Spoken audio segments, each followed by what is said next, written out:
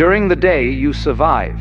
At night, you feel everything. The silence gets louder, memories get heavier, and loneliness suddenly feels unbearable. If nights feel harder than days, this video will explain why, and what your loneliness is really trying to tell you. Loneliness feels more intense at night because silence removes the distractions that protect us during the day. In daylight hours, we stay busy. We work, scroll, talk, move, and react. Even when something feels missing inside us, constant stimulation keeps that feeling in the background. Night changes that completely. The world slows down, noise fades, and attention turns inward. Silence becomes unavoidable, and with it comes awareness. But what if this loneliness isn't what you think? What if it's actually a signal you've been missing all day? The human brain is not naturally comfortable with prolonged silence, especially when it is paired with darkness. From an evolutionary perspective, nighttime meant vulnerability. Being alone in the dark once increased the risk of danger, so the brain learned to stay alert. Even today, that survival wiring remains active. When night arrives, your mind does not relax, it becomes more sensitive. Thoughts become sharper, emotions feel heavier, and internal signals grow stronger. Silence at night works like a mirror. During the day, you can perform roles: professional, friend, caretaker, problem solver. At night, there is no audience, no expectations, no external validation. You are left with yourself. That is when unresolved emotions surface. Thoughts you avoided earlier finally demand attention. Loneliness does not suddenly appear at night, it already exists beneath the surface. Night simply removes the noise that kept it hidden. That is why loneliness feels deeper after dark. It is not new pain, it is unfiltered pain. What's really happening in your brain after dark? At night, the brain processes emotions differently than it does during the day. Logical thinking weakens, while emotional processing becomes stronger. This is not imagination, it is biology.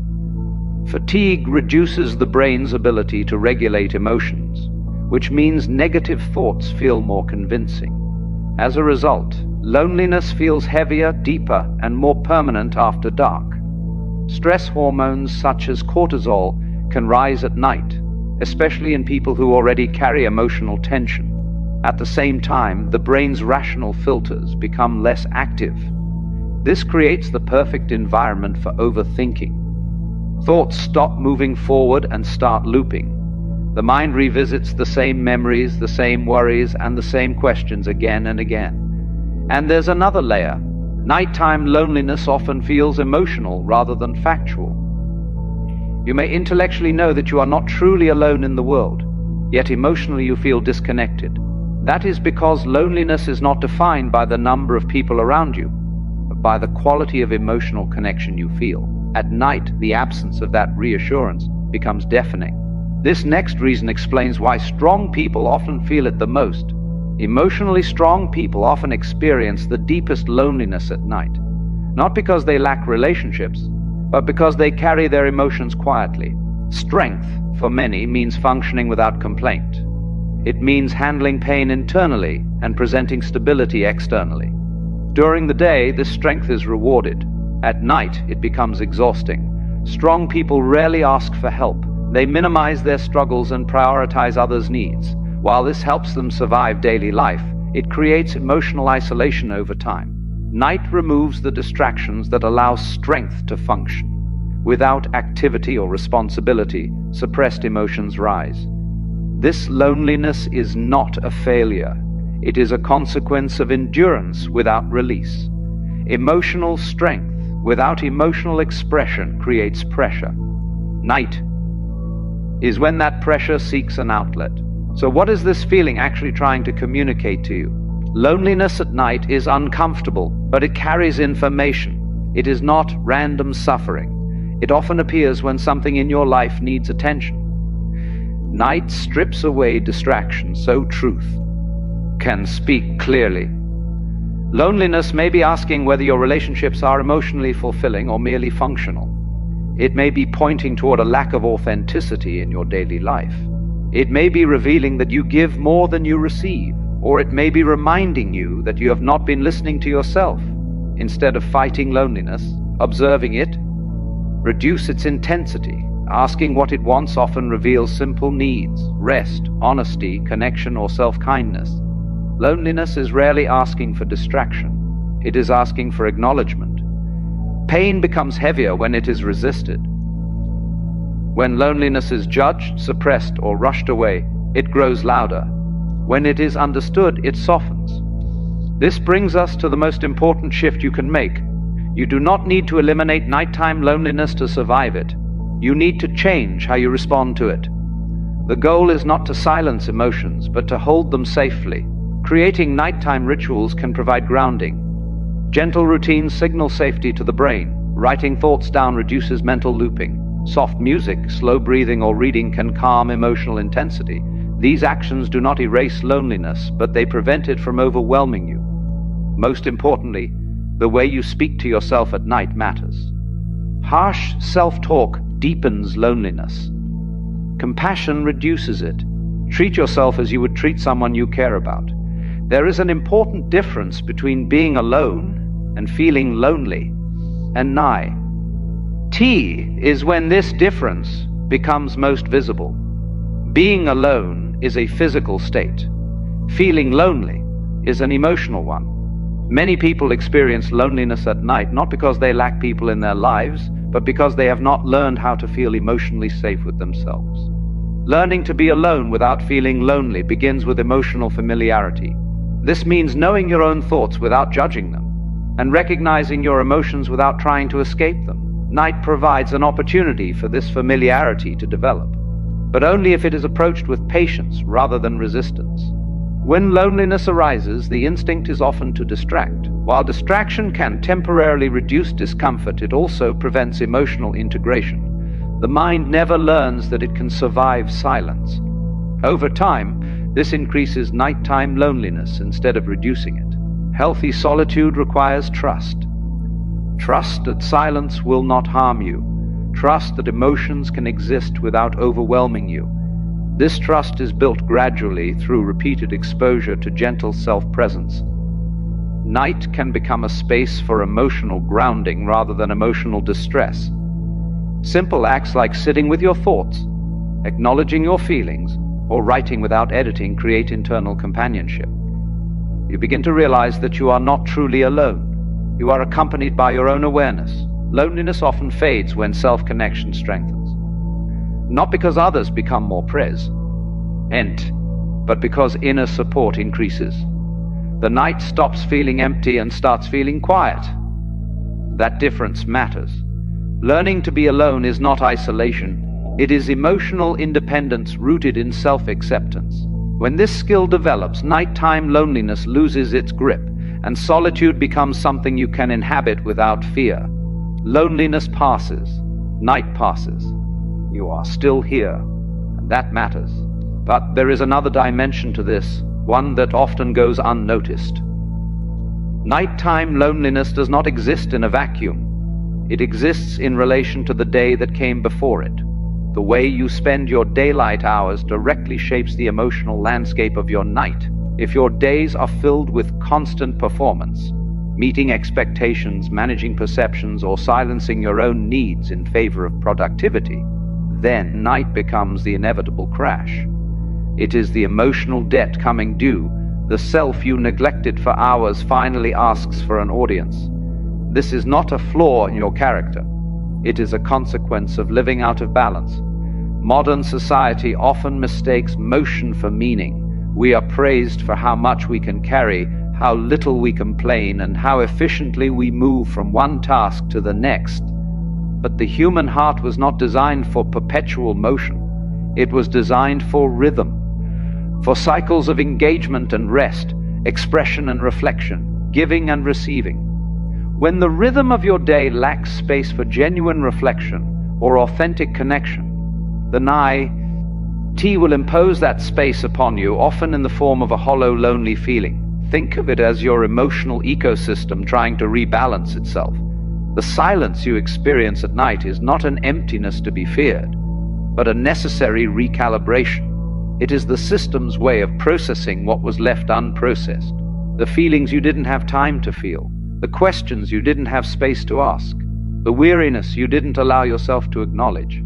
They all gather in the quiet, not to attack you, but because this is their only designated time to be heard. This is why the quality of your solitude matters more than the quantity of your social interactions. You can be surrounded by people all day and still arrive at night feeling profoundly lonely, because those interactions may have required you to wear a mask, to listen without being heard, or to give without receiving. True connection is reciprocal. It involves an exchange of energy, attention, and vulnerability. When your daily connections lack this reciprocity, you end the day emotionally depleted. The tank is empty. And in the quiet, you feel the echo of that emptiness. So the question night asks of you is not, "Why are you alone?" but rather, "Where did you leave yourself today?" This leads us to a concept that might feel unfamiliar: emotional hospitality. It is the practice of hosting your own feelings with the same care you would offer a guest in your home. At night, when loneliness arrives, the instinct is to see it as an intruder, something to lock out, to ignore, or to fight. But what if you changed your relationship to it? What if, instead of an intruder, you saw this feeling as a weary traveler arriving at your door, carrying messages from the parts of you that you've been too busy to attend to? The message of loneliness is rarely just, "I need someone else." More often, it is a layered communication. It might be saying, "I need to remember who I am when I'm not performing. I need to honor the grief I've been postponing. I need to acknowledge how tired I really am. I need to forgive myself for today's imperfections. I need to admit that I am longing for a different kind of life." When you begin to listen at this level, loneliness transforms from a monolithic feeling of lack into a nuanced dialogue with your inner world. It becomes less of a burden and more of a navigation tool. This process requires a specific kind of courage, not the courage to be fearless in the dark, but the courage to be curious in the dark, to turn toward the discomfort with a quiet question: what part of me is speaking now? You might not get an immediate answer in words. The answer might come as a memory, a sudden image, a tightness in your chest that finally releases into a sigh, or simply a wave of tiredness that invites you to truly rest for the first time all day. It is also worth considering the relationship between loneliness and creativity. Throughout history, the quiet of the night has been the canvas for some of humanity's most profound art, music, literature, and insight. There is a reason for this. When the external world fades, the internal world expands. The same spaciousness that can feel like loneliness is also the raw material for imagination, introspection, and deep thought. The mind, when released from the immediate demands of the day, begins to make connections it couldn't make before. It wanders, it contemplates, it dreams, it pieces together fragments of memory and desire into new shapes. What we often label as overthinking at night can sometimes be the mind's natural creative synthesis at work, trying to solve the deeper puzzles of our lives, to make meaning out of our experiences, to imagine new possibilities. The anguish often comes not from the thinking itself, but from our resistance to it. We judge our nocturnal thoughts as unproductive or dysfunctional because they don't lead to immediate action. We try to shut down the process. But what if you allowed this process? What if the goal of the night was not to fall asleep as quickly as possible, but to allow mind the freedom to explore its own depths without an agenda? In doing so, you might find that the line between loneliness and creative solitude begins to blur. The same silence that felt oppressive becomes fertile. The same thoughts that felt like loops become spirals, leading somewhere new. This is not about forcing productivity, but about changing your perception of what is valuable. A night spent wrestling with big unanswerable questions is not a wasted night. It is a night spent in conversation with your own soul. Another layer to explore is the somatic experience of loneliness, how it lives in the body, not just the mind. At night, You may notice physical sensations that accompany the feeling: a hollow ache in the chest, a tightness in the throat, a restlessness in the limbs, a weight on the shoulders. These are not imaginary. Emotional pain registers in the body as real physiological signals. The body holds what the mind cannot yet process. That tension in your shoulders might be the weight of responsibilities you've been carrying alone. The ache in your chest might be unexpressed sorrow or unspoken love. The restlessness might be a trapped desire for movement, for change, for a life that feels more aligned with your truth. When loneliness feels physical, the most direct way to address it is through the body. Intellectual understanding is important, but the body speaks a different language. It responds to gentle touch, to breath, to movement, to warmth. Pla. Sing a hand over your heart with deliberate gentleness can interrupt the cycle of anxious thoughts and anchor you back into physical presence. Taking 5 slow, deep breaths can signal to your nervous system that you are safe, even in the midst of emotional discomfort. Stretching lightly under the covers, feeling the contact of your body with the bed, can remind you that you are here, grounded and real. This is a form of speaking back to loneliness. It is saying, through action, I feel you. I am here with you. We are in this together. You are building a bridge between your emotional experience and your physical self, reuniting parts that may have felt disconnected. Finally, let's consider the long arc, how our relationship with nighttime loneliness evolves over a lifetime. For many, the early experience is one of sheer survival. The nights feel long, the feelings overwhelming, and the primary goal is to simply get through them. This is a valid and necessary stage. With time and practice, the relationship can shift from survival to navigation. You learn the contours of your own emotional landscape in the dark. You recognize the patterns. You develop tools. The nights may still be challenging, but you are no longer a passive victim of them. You have a map and a compass, even if the territory remains difficult. The final stage, which is less of a destination and more of a gentle arrival, is one of integration. Here, night is no longer the enemy, nor is it merely a problem to be managed. It becomes an accepted and perhaps even a valued part of the whole human experience. You understand that your capacity to feel this deep loneliness is inseparable from your capacity to feel profound love, connection, and joy. They are different expressions of the same sensitive, alive core within you. In this stage, you might find a certain companionship in the quiet itself, the night sky outside your window, the steady rhythm of your own breath, the soft hum of the world at rest. These become a different kind of company. You realize that you are part of something vast. Every other person in their own way is navigating their own inner world. In your loneliest moment, you are paradoxically connected to the universal human experience of seeking meaning, grappling with impermanence, and longing for peace. This does not mean the feeling vanishes. It means your identity is no longer tangled up with it. You can feel loneliness without becoming loneliness. You can sit with the quiet without needing to fill it. You can let the night be what it is and let yourself be what you are. A temporary, beautiful, complex collection of stories and sensations passing through the darkness on your way to the morning. Loneliness passes, night passes. You are still here, and that matters.